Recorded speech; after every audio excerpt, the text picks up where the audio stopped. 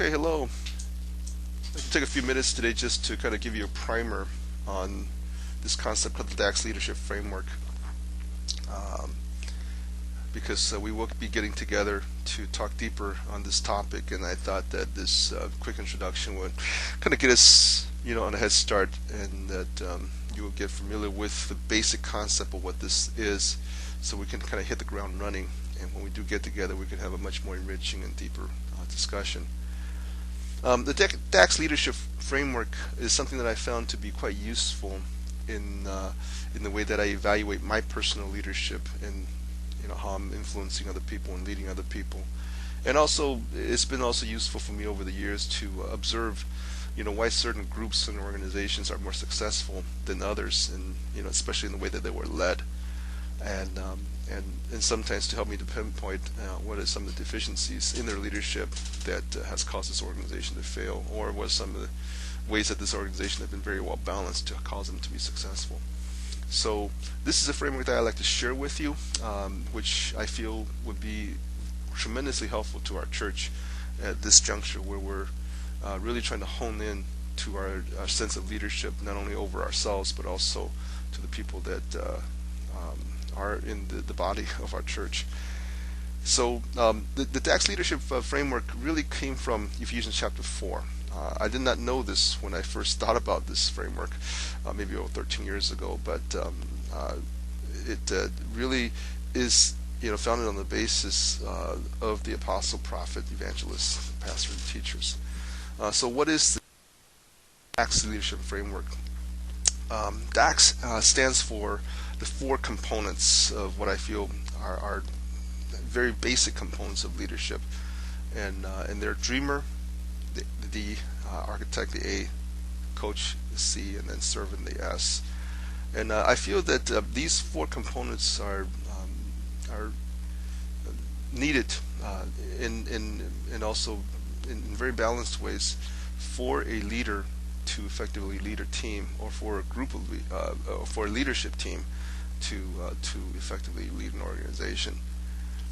And when these four components are balanced, you can see some tremendous results. But when they're out of balance, a lot of times that's where you see dysfunctions in a team.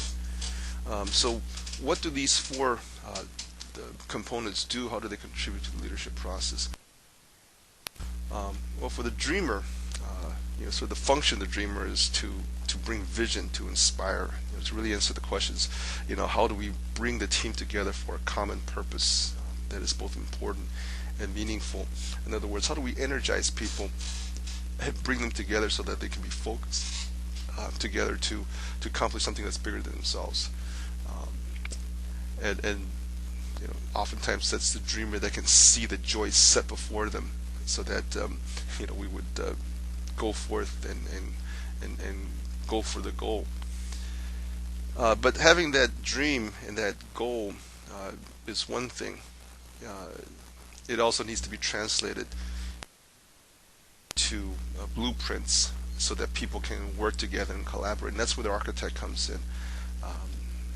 They really are the designers, the people who craft together the plan on how the team can work together. What are the roles and responsibilities and the processes of people communicating and working together and working in coordination and in concerted effort with one another. So having a dream, having a plan, that's still quite intangible. It's still sort of on paper, and that's where really the coach comes in.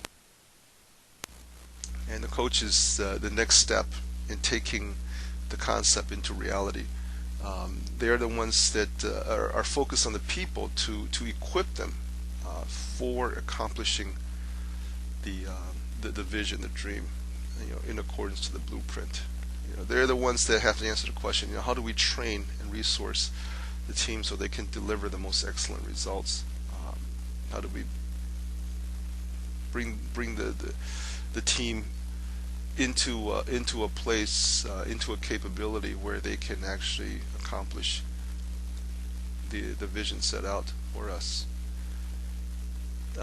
But we know that in every team, in every organization, in every pursuit of a goal, there always will be unforeseen obstacles. There will also be a certain level of uncertainty that later on that we encounter costs that we do not account for, and that's really where the power of the servant leadership, that the role of the servant comes in. Uh, Servant is really to serve the people. Their focus is not so much training the people for the vision, but their focus is to fulfill the needs of the people, so that they can persevere. In other words, they answer the question, how do we help the team stay strong in times of hardship and confusion that is, inevitable in any sort of worthwhile endeavor of a goal.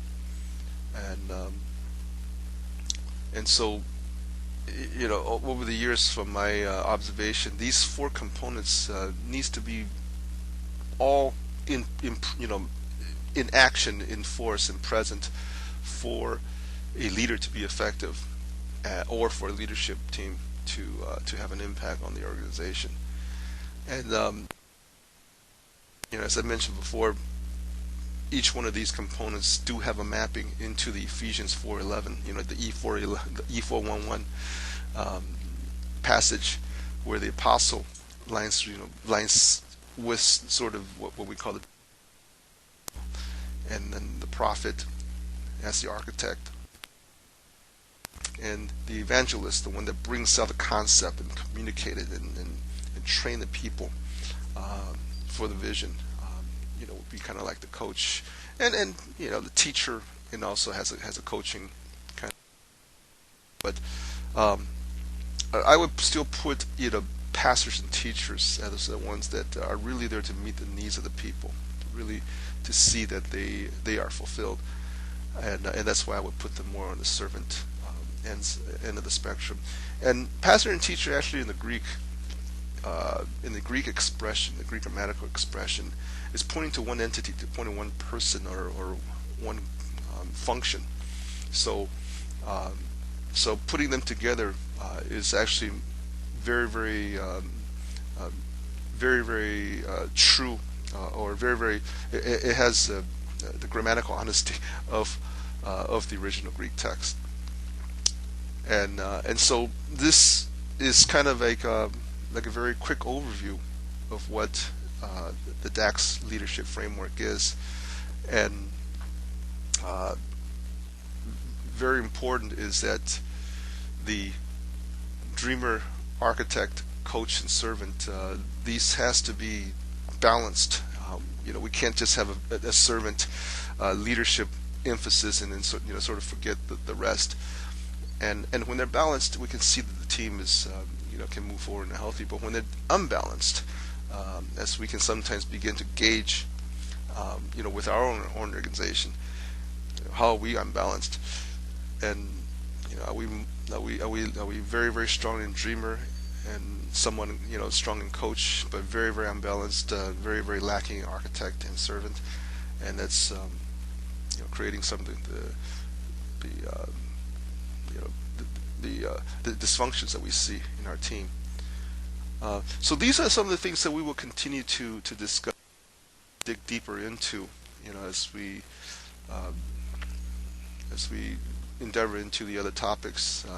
I just kind of talked about what is DACS, and when we get together, I will give some more case examples that will kind of help us to get a much more tangible, or much firmer grasp of what what this thing's all about.